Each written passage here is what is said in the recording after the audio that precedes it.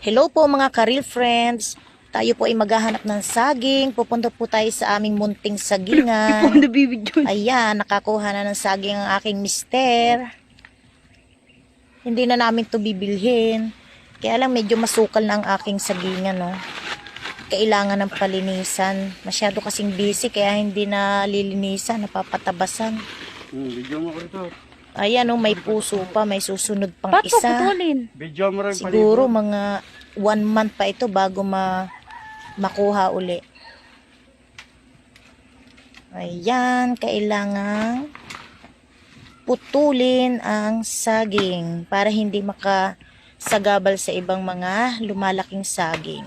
Alam nyo guys, ang sarap din yung puso ng saging. Masarap yung ilagay sa paksiw na isda.